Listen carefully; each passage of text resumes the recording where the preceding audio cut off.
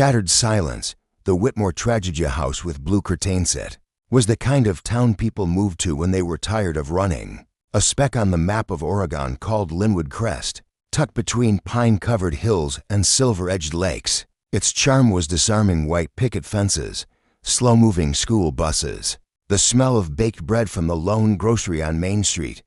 But beneath that picturesque calm, evil sometimes found a home. The Whitmore house sat at the far end of Cedar Lane, a modest two-story with blue curtains always drawn, a rusting swing set in the backyard, and ivy slowly devouring the mailbox. To most neighbors, the Whitmores were a quiet, God-fearing family. William, the foster father, was a retired Army medic turned maintenance worker at Linwood Middle School. His wife, Clara, volunteered at the public library and occasionally baked muffins for the Sunday service.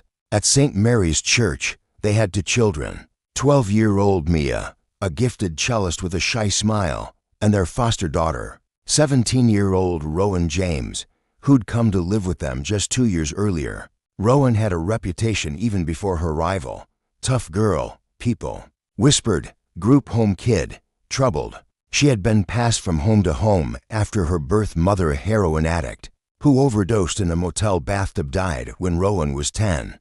Her father was a ghost, her file-reading identity unknown. She had survived neglect, sexual abuse, and abandonment, yet the fire in her eyes had never quite gone out. A survivor's fire, defiant and hungry. The Whitmores were supposed to be her final stop, the family that would, at long last, settle her soul. And for a while, it seemed like maybe, just maybe, Rowan had found peace, a fragile harmony in public. The Whitmores played the part well. William would pat Rowan on the shoulder during church, smiling broadly like a proud father. Clara taught her how to bake cornbread and forced her to participate in board game night every Thursday, no matter how much Rowan protested. Mia, the youngest, clung to Rowan like a shadow. She adored her fierce older sister figure who once chased a bully down the block. With nothing but a glare and a snapped pencil. At Linwood High, Rowan became an enigma. She kept to herself, did well in English and art, and often wore the same oversized hoodie regardless of weather. A counselor once described her as highly intelligent, emotionally complex, and deeply mistrustful of authority. But she showed promise. Her sketchbook overflowed with surreal, haunting portraits, faces twisted in agony, eyes weeping ink, cages shaped like hearts. She told no one what they meant, and she never spoke of the whispers at home. The lines began to blur. It started as subtle moments. William would linger in the hallway outside Rowan's room, longer than necessary. He'd knock, then enter without waiting. On her 17th birthday, he gifted her a silver necklace and called her my girl in a voice that trembled too much. He praised her art with wide-eyed awe, as if the images in her sketchbook were prophecies he needed to decipher. Clara, often exhausted and distracted by a part-time job at the library, never noticed or chose not to. Rowan did. She felt the weight of his gaze, the way he touched her shoulder when there was no reason to, how his conversations with her grew increasingly personal, crossing boundaries that no foster father ever should. But for someone who had been starved of affection, the attention was a confusing blend of validation and discomfort. She had no blueprint for love, no example of healthy parenting, and William was clever. He never crossed an obvious line, not yet. Instead, he inserted himself into her emotional gaps like a parasite, playing father, mentor, confidant. He told her she was different from the other kids, smarter, stronger. He said Clara didn't appreciate her, that she, Rowan, was the only one who truly saw him. He called her his muse. The first fracture, the first real fracture, came one evening when Rowan caught Clara crying in the laundry room. She wasn't a woman who cried easily, but that night she wept into a bundle of socks like they were her last comfort. Rowan stood, frozen at the doorway, unsure whether to go in. I think he's having an affair, Clara whispered to no one in particular.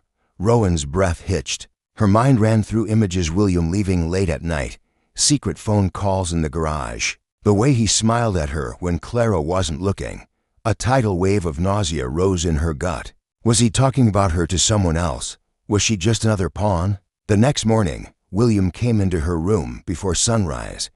He sat at the edge of her bed, fingers clasped tightly. His eyes were red, almost pleading. "Clara thinks something's going on," he said quietly. "But it's not what she thinks." Rowan stared at him, silent. "We understand each other, right?" he continued. "You get me, and I get you. Don't let anyone ruin that." He placed a hand on hers, cold, heavy. Rowan pulled away. Something in her had shifted. The calm before the collapse of the time winter came. The household had transformed into a tension-filled masquerade. Clara became increasingly withdrawn, taking shifts at the library just to stay away. Mia was confused, often caught between her sister's silence and her parents' brittle arguments.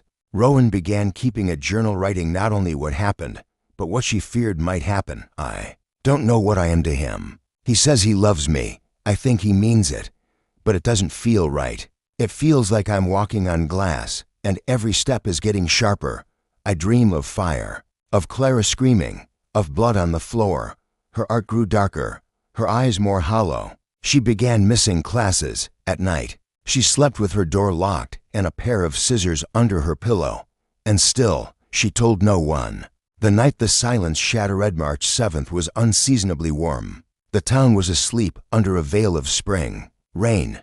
Inside the house with the blue curtains, the walls were thinner than ever. Rowan was upstairs, headphones on, trying to drown out the storm. Clara was asleep on the couch, exhausted. William had gone out an hour earlier, claiming to grab groceries. At 2:17 a.m., Mia called 911. The recording was later played in court. Her tiny voice, shaking. "Please, I think he's hurting her. I heard screaming. Please send someone." By the time officers arrived, Clara was dead, stabbed repeatedly. The living room resembled a crime scene from a horror film. William stood nearby, hands trembling, blood on his shirt. Rowan was found upstairs in shock. She had locked herself in the bathroom. When the police got through the door, she was rocking back and forth, muttering over and over, "I told him no. I told him no." Beneath the surface, the ambulance lights flashed like phantom lightning. On the white siding of the Whitmore home, red and blue strobed against the quiet lawns and slumbering porches of Cedar Lane. Police tape cordoned off the yard, flapping weakly in the wind. By the time the first rays of dawn painted the sky pale orange, Linwood Crest was already changing. Nothing this tragic had ever happened here. Nothing this raw, and the town wasn't ready. Clara Whitmore, beloved librarian and wife, lay dead in her living room. Blood pooled into the shag carpet, spreading out like ink on a blotter. A framed photo had been knocked from the shelf, and the scuffle it showed Clara and William smiling on their wedding day, with Mia nestled in Clara's arms. Now the frame was cracked, the glass laced with splintered spiderwebs. Detective Annalise Hart stood near the body, jaw tight, gloves smeared red as she scribbled notes on a small legal pad. This wasn't her first homicide. But something about the scene screamed deeper than domestic violence. Something calculated, unspoken. There were too many contradictions already.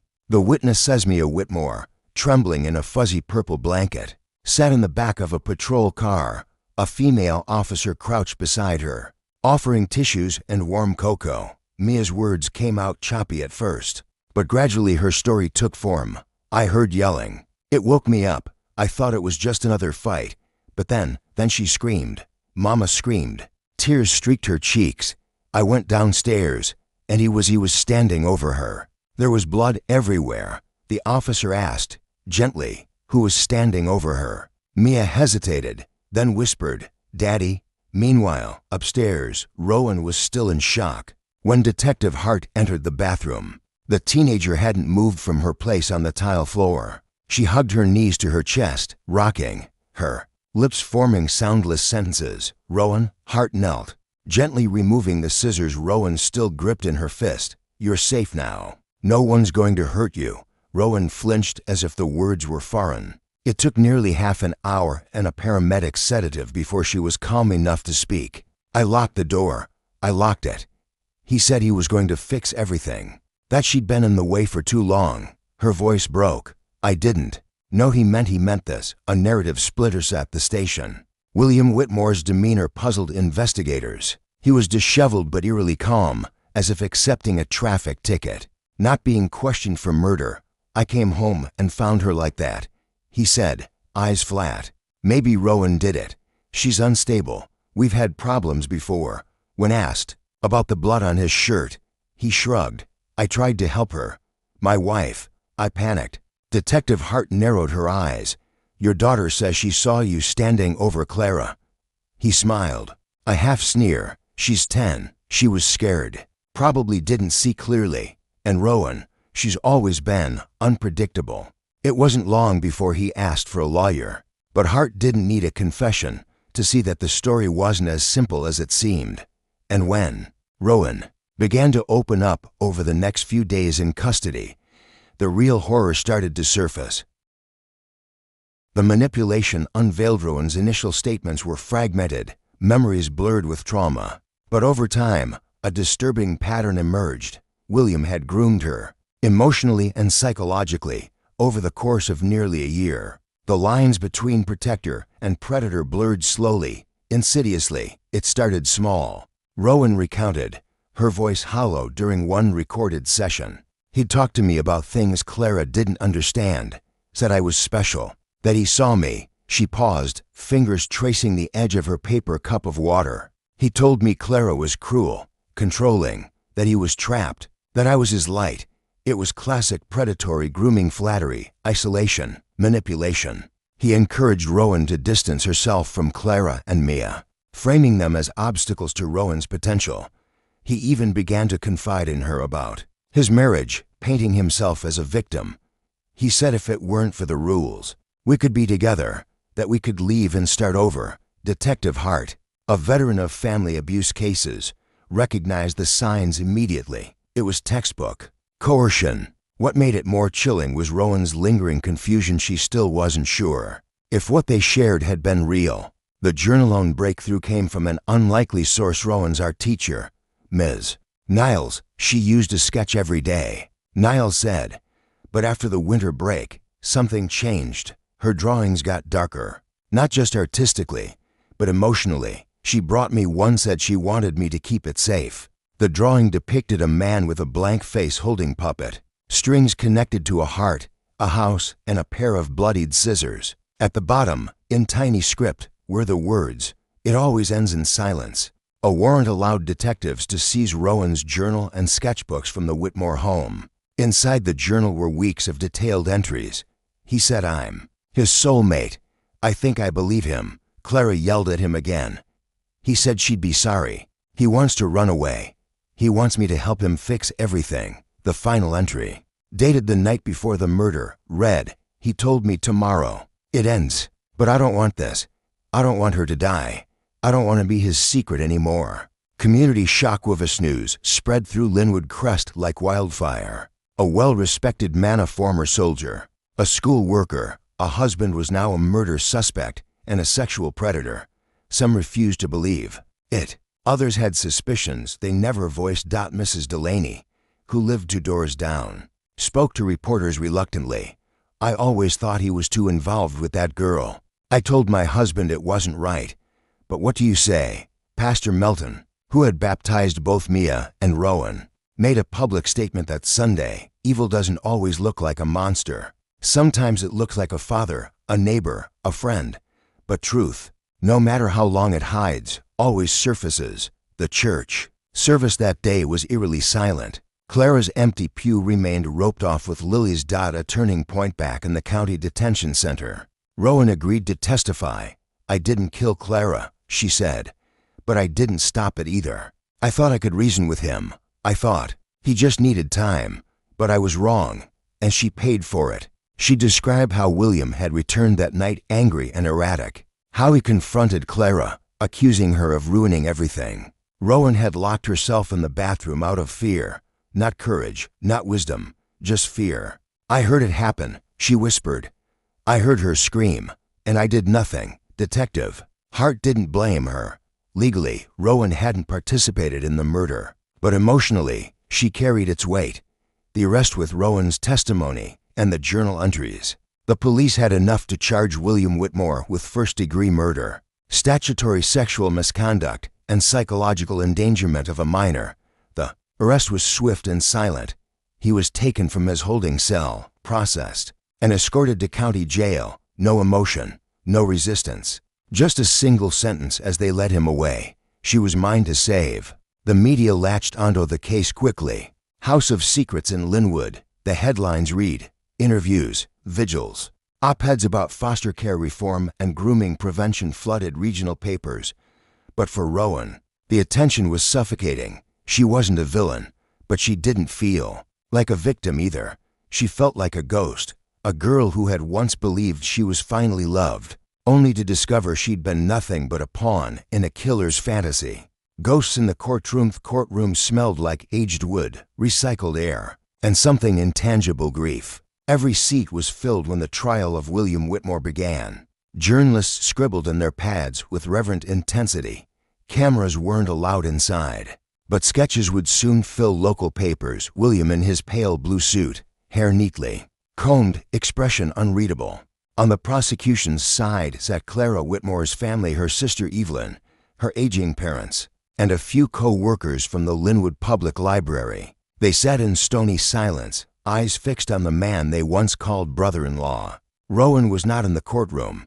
She had been advised to remain secluded until her testimony. Housed in a secure facility for traumatized youth undergoing legal cooperation, she watched the news through filtered access, saw her face sketched beside William's in court illustrations, the girl in the shadows. They called her the State of Oregon versus William Whitmore. Prosecutor Darrell Keene opened with a chilling summary. William Whitmore, he said to the jury, was more than a husband and foster father. He was a man who orchestrated the psychological destruction of a vulnerable teenager and used that influence to eliminate his wife. This wasn't a crime of rage. It was a crime of calculation, manipulation, and predatory deceit. Keene outlined a timeline: the grooming, the isolation, the emotional blackmail. He spoke of journal entries, text messages, witness statements. He read excerpts aloud from Rowan's private writings, each one heavier than the last. He says she'll leave US if we don't act. I don't want her to leave, but I don't want her to die either. He says love demands sacrifice. The courtroom was breathless. William's defense attorney, Marcus Bell, argued otherwise. Ladies and gentlemen, what we have here is not a monster but a broken man in a failing marriage and a teenager with a history of trauma, confusion, and manipulation of her own.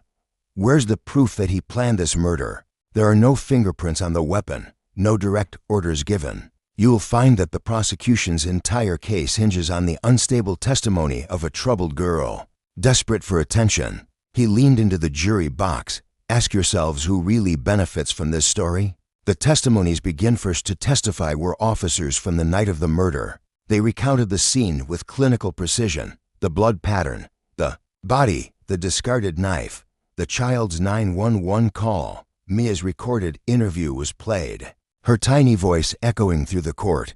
He was standing over Mama. There was red on his hands. He looked at me and didn't say anything. Clara's autopsy was reviewed in painstaking detail. 37 stab wounds, defensive cuts on her hands, bruises on her wrists suggesting a struggle. But the turning point came when Rowan took the stand. Rowan faces the court, walked in slowly, her appearance subdued. Gray sweater, no makeup, her hair pulled back.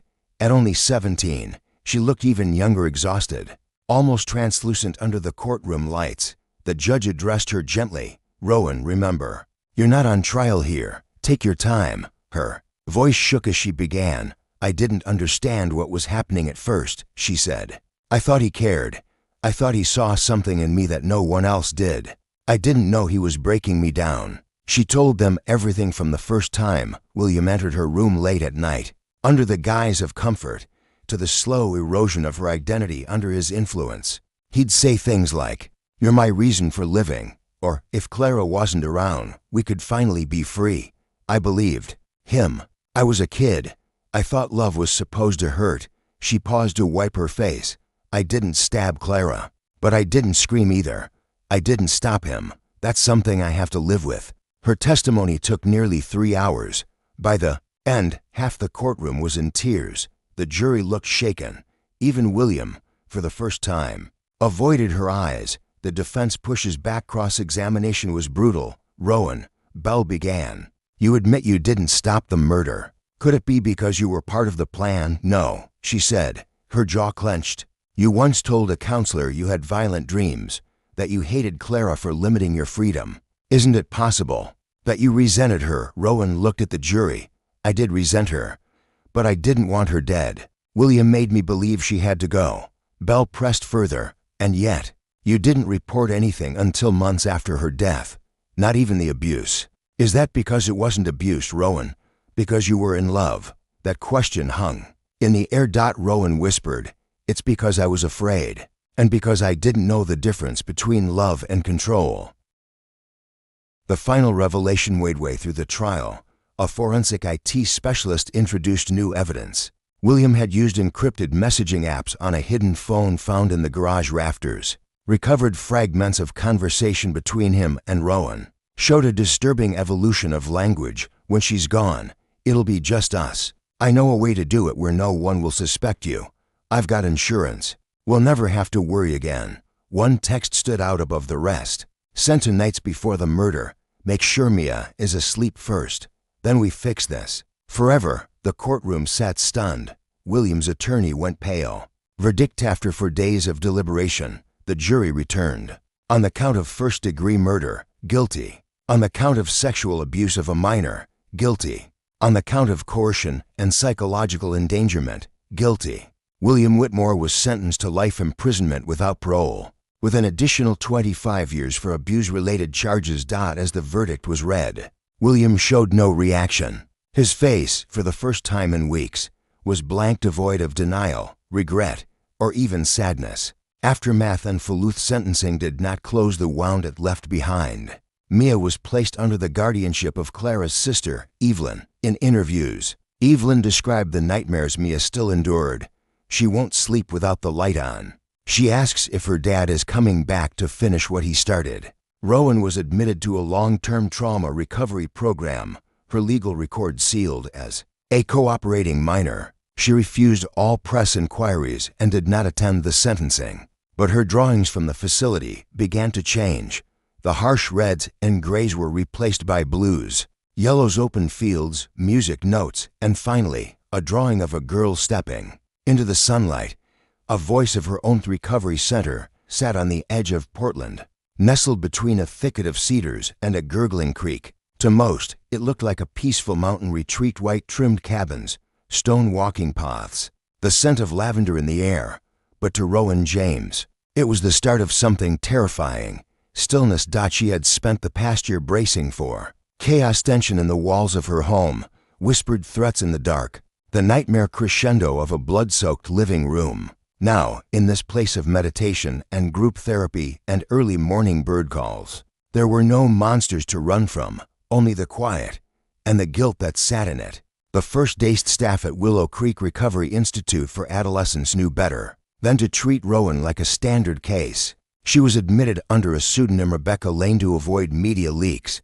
Her history was sealed, her real identity scrubbed from digital records. Yet her notoriety seeped through cracks, whispers among newer patients, curious glances. Trauma has a scent that others recognize.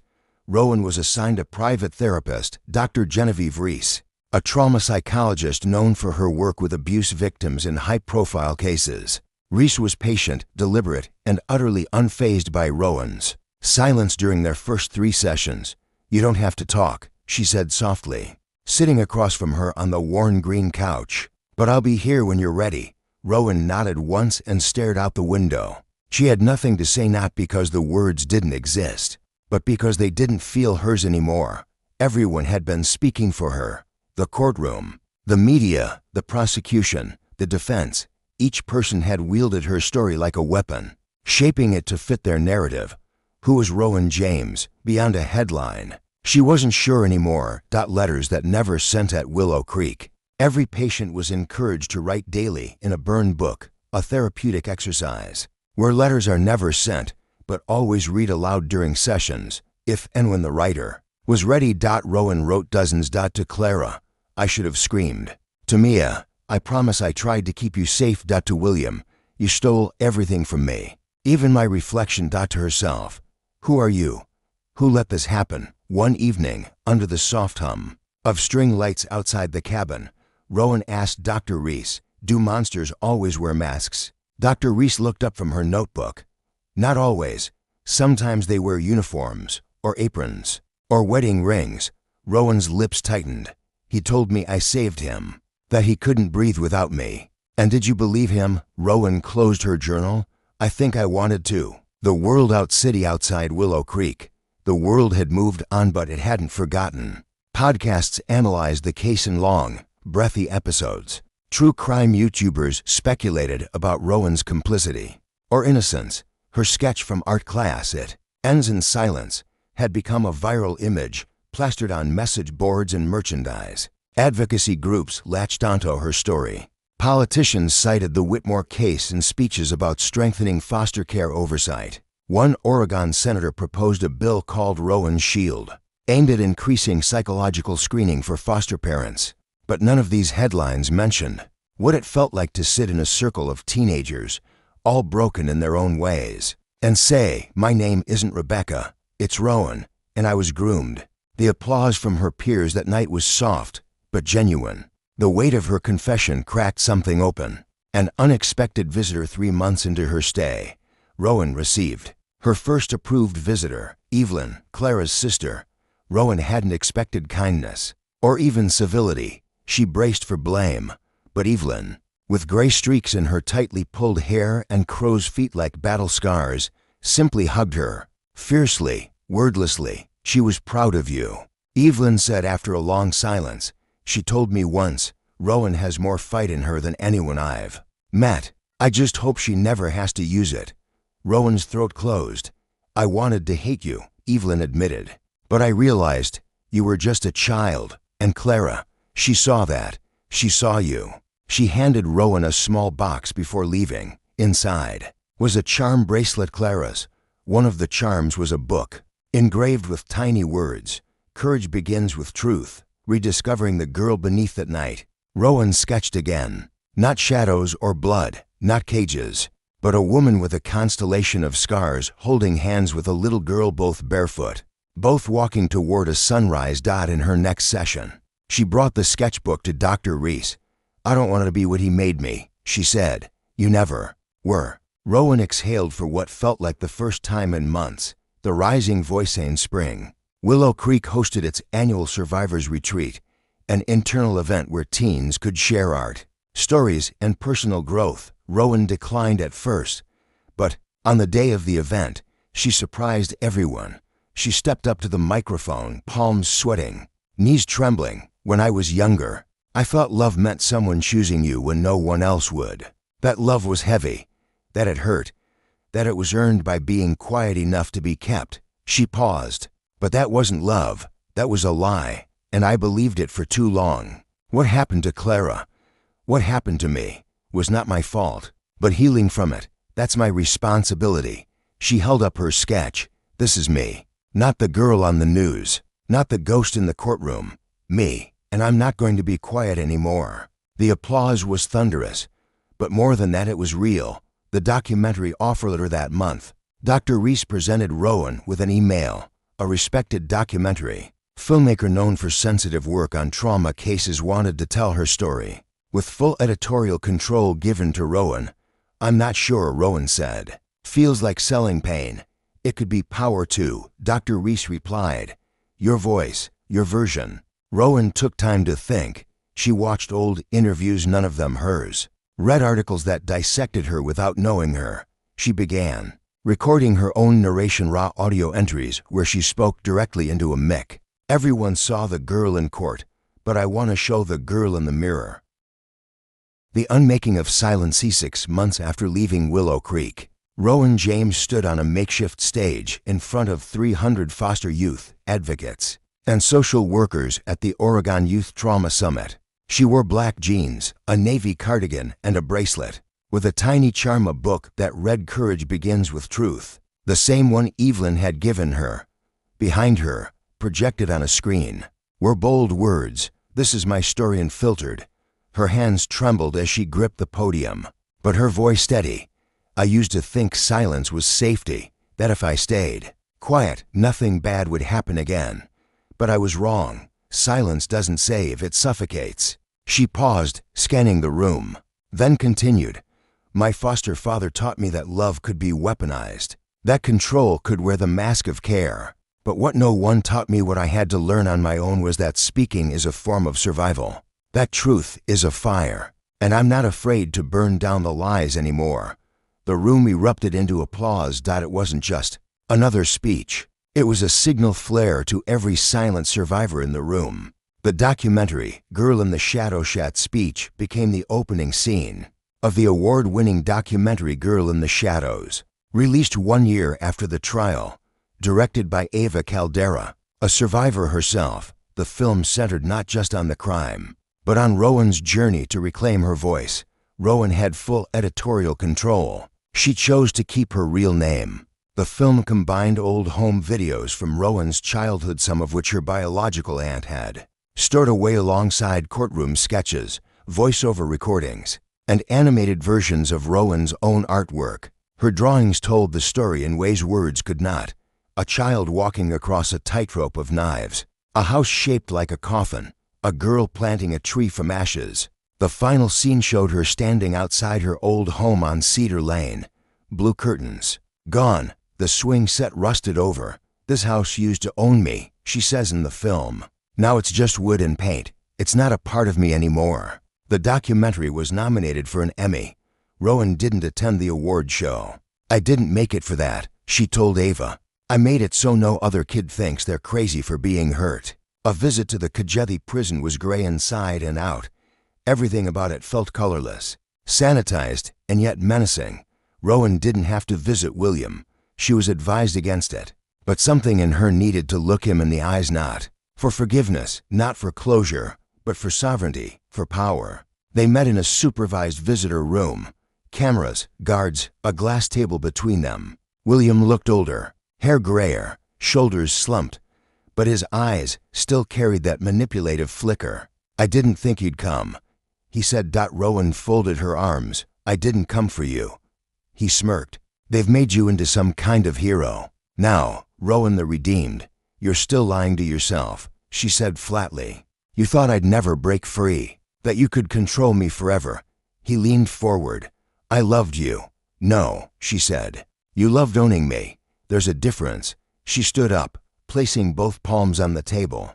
I'm not your story anymore. You don't get to live in my head rent-free. As she turned to leave, William's voice cracked. Do you ever miss me? Rowan didn't even look back. I miss the girl I could have been. Before you.